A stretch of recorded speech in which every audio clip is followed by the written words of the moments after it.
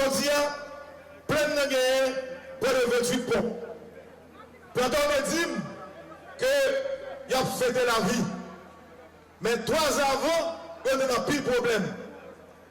Mais ça n'a pas suffi. Gloire seulement pas suffi. Le directeur Renaissance dit en pile bagaille. Comme moi-même, je n'ai ni agriculture, ni santé publique, ni affaires sociales, et bien je dis à ces hommes politiques là qui parlent avec eux. C'est coordonnateur ACA qui parle avec eux. Parce qu'en général, il y a un pile de monde qui peut faire politique. En général, il y a un pile de monde qui dit politique c'est mauvais bagaille.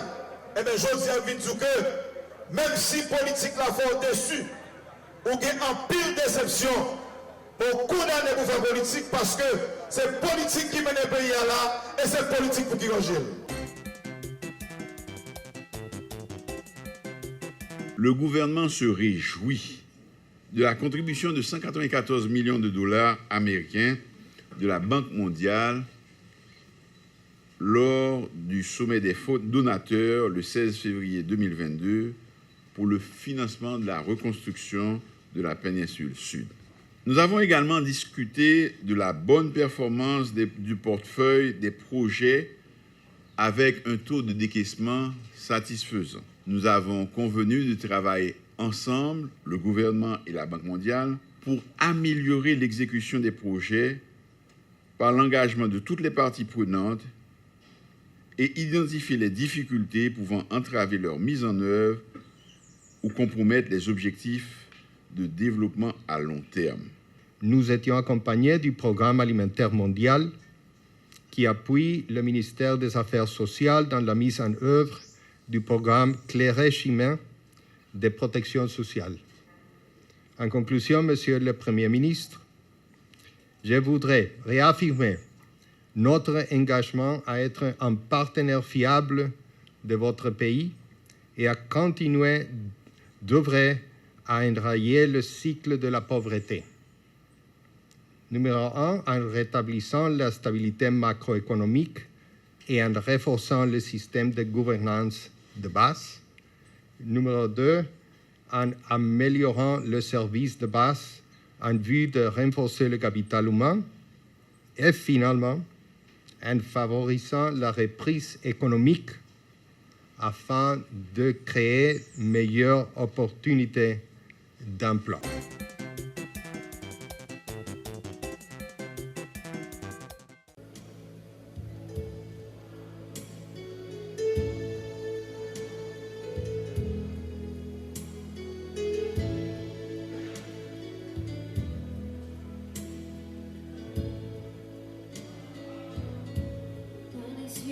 Devant toi, splendeur et majesté, parle infiniment grand, infiniment petit, et par le firmament, ton manteau étoilé, et par de soleil. Je veux crier mon Dieu, tu es grand.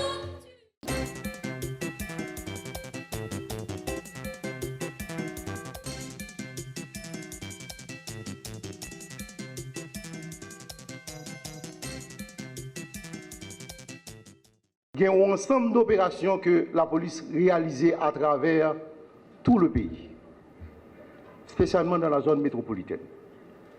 Et ça permet que nous ayons des résultats concrets. Côté que 4 998 arrestations faites pour plusieurs causes. Kidnapping, assassinat, drogue, détention d'armes illégales et latrier. Nous arrivons saisis en bateau dans le cadre de lutte contre drogue. 25 kg de cocaïne nous saisis. 658 kg de marijuana. Nous saisis pendant 6 mois 234 armes à feu.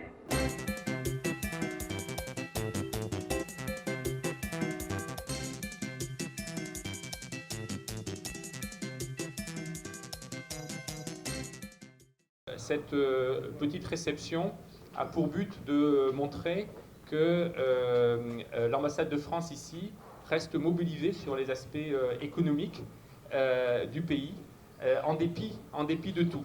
Nous n'oublions pas que l'une des difficultés que traverse le pays est une difficulté économique, fondamentalement. Une difficulté liée à l'absence ou à la très faible croissance du pays, une difficulté liée également à l'environnement sécuritaire qui complique évidemment le bon déroulement des activités économiques, commerciales, financières de tous côtés. Le pays vient de connaître 3 années de décroissance économique. Et là, pour renouer avec les mots que vient de prononcer M. l'ambassadeur, il y aura dans les prochains jours de grandes décisions qui seront prises, et notamment il y aura l'adoption de nouveaux budgets, et je sais qu'il est très attendu, surtout par la communauté économique haïtienne. De manière prioritaire, l'idée c'est de partager des éléments macroéconomiques, puisque tout simplement c'est à partir d'une connaissance fine de la macroéconomie d'un pays qu'on peut envisager des secteurs. Après, ce que je peux vous dire, c'est que pour nous, ce qui est important, et ce que je peux vous dire, c'est vraiment que les entreprises françaises, beaucoup d'entre elles ont toujours un œil sur Haïti. Et aujourd'hui, la sécurité pose un souci, mais si demain la situation change, je suis assez sûr qu'un certain nombre d'entreprises reviendraient pour travailler sur des projets d'infrastructure, sur des projets qui amélioreraient la vie de la population. Après le tremblement de terre, nous avons un engagement pour nous construire 150 écoles. Nous avons inauguré l'école ça en novembre 2014. Et nous décidons que nous ne pouvons pas camper là. Aujourd'hui, nous avons 188 écoles que nous construisons à travers le pays.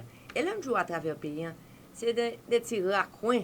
Vraiment, nous ne pas contenter nous seulement de faire construction dans chef-lieu, etc. Mais soit aller, par exemple, la Tortue, ou à l'école, côté Dichicel construit, ou à Jean Abel. Vraiment, dans le sud, dans tous 10 départements, pas une qui pas plusieurs écoles, qui fait que, je dis, nous avons 188 écoles. Mais je ne t'ai pas parlé, il faut nous investir en formation. Ça, c'est le deuxième pilier, nous. Et à travers les années, nous avons formé plus de 1700 enseignants et directeurs de l'école. Mais quand il y a des gens qui disent, ah, chiffre ça pas haut. Mais ce n'est pas un petit séminaire, un jour que nous faisons pour enseigner ça.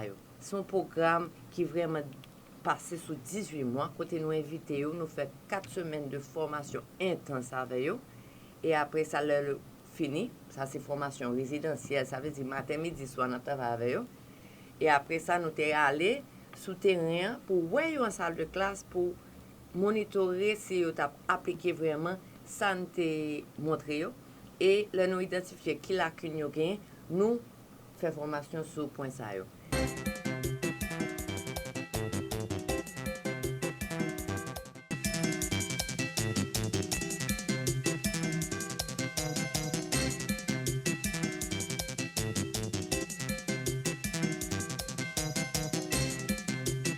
L'enseignant n'enseigne pas nécessairement ce qu'il sait, l'enseignante enseigne ce qu'il est. Si condition la ville pas ça, eh bien, la difficile pour le transmettre la joie de vivre, la joie de cohabiter et la joie pour que nous habiter territoire ça qui c'est pour nous. Moi, je voulais saluer l'effort collectif qui fait dans le gouvernement aujourd'hui pour que le budget ministère de l'Éducation nationale, toujours qu'on n'a pas l'empile sous lui, bon, petit pas fait. Nous sommes aussi de 10% à 13%. C'est ça qui fait capable de permettre d'annoncer tout, que le gouvernement prenne décision pour que dans le secteur public, là, 35 000 enseignants dans le secteur public, là, eh bien, il y a un ajustement salaire qui fait entre 30 à 43%. Pour le secteur privé, le ministère une responsabilité tout, continuer à encadrer l'école. Nos situations difficiles pour que eux-mêmes tout, ils gagnent plus de moyens pour qu'aider et aider l'État à remplir mission. Dans le mois qui vient, on a lancé le recensement national tout enseignant, public tant que privé. Je ne l'ai fait en 2014. Pour nous tourner avec le dossier 4 avantages éducation, qui c'est un mécanisme qui peut permettre qu'un enseignant public, qu'un enseignant privé bénéficient de l'autre type d'avantages, tant que réduction de prix sur certains produits, sur certains services éducatifs et capacité pour que le secteur organisé le plus bien.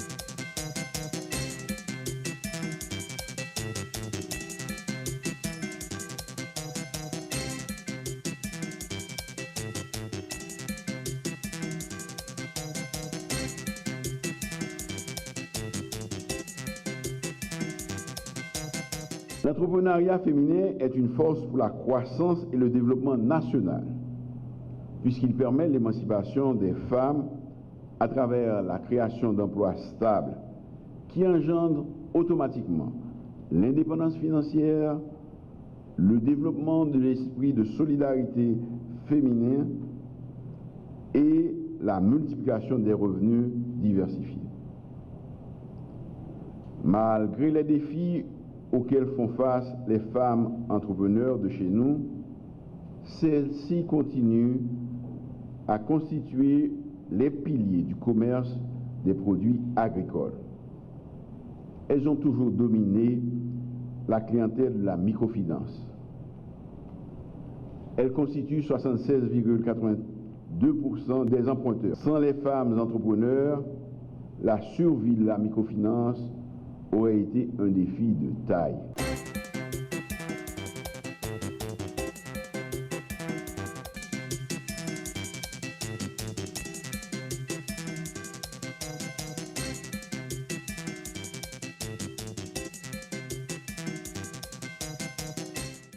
Ça fait plus que 24 heures depuis que la douane campée, suite à l'intervention que ULCC a fait dans le niveau de la douane. Et vendredi, côté de un scellé qui était posé sous plusieurs dans le bureau de l'administration générale des douanes, dont le bureau du directeur général. Donc, présence nous là, c'est pour dire que après 24 heures, et nous comprenons que c'est difficile parce que Haïti, pas pour continuer dans le monde là, nous avons un commerce international et qui fait que nous gagnons des bateaux qui là, et là, ça pour nous, c'est pas tant l'aspect recette, mais c'est l'image qui est projetée au niveau de l'international. C'est-à-dire que les chaînes commerciales là, les perturbées, donc nous avons un approvisionnement, marché noir qui a une difficulté, et tout image pays, parce que bateau qui pour charger dans le pays étranger, tout, ils ont même réfléchi combien de temps ça va durer. Donc tout ça va le des problèmes dans le niveau économique. Donc nous là, je dis, c'est pour, avec la douane, pour nous dire, après 24 heures, nous là, comme ministère de tutelle de la douane, pour nous dire, bateau, il faut que recommencer à décharger, pour douaniers reprendre le travail, pour être capable de faire contrôle, après bateau fin de décharger. Mais ça qui est important, je dis, il faut que le bateau soit capable de décharger les marchandises pour signaler ça nouveau pour nous dire, après 24 heures, nous passons dans l'autre étape, le bateau est capable de décharger, douanier est capable de reprendre avec le contrôle de routine que est habitué à faire.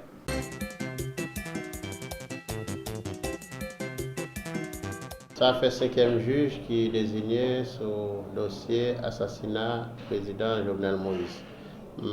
Récapituler rapidement, nous avons désigné le juge Charlotte Mathieu qui, pour des raisons de convenance personnelle, a déporté le corps. Car la loi dit que l'homme a déporté pour raison de convenance personnelle, il n'est pas obligé de pour quelle raison. Mais nous connaissons surtout ces suites à plusieurs attaques que l'on a fait dans la presse contre lui, il a décidé de déporter de connaissance à faire parce que deux femmes de César-là, il doit au-dessus de tout soupçon.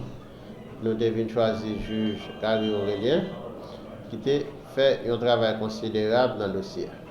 Mais nous devons solliciter une prorogation de délai. Nous avons un délai raisonnable à ne pas respecter. Nous devons pas faire droit à demande de prorogation de délai. C'est ça que nous devons choisir le juge et Chaval Etienne qui était déporté pour raison de convenance personnelle encore. Après, nous devons choisir le juge Merlin Bellab qui peut quand même poser un acte d'instruction sur ce dossier parce que nous sommes dans le cadre pour parler avec CSPJ, exécutif la voie, comment nous avons mis des moyens à disposition. Bon. Mandal vient finir, il écrit doyen, il dit doyen pour le désigner aujourd'hui parce que mandal fini, mandal va pas renouveler, c'est ça que fait. Nous venons porter des volumes sur le juge Walter Wesser Voltaire.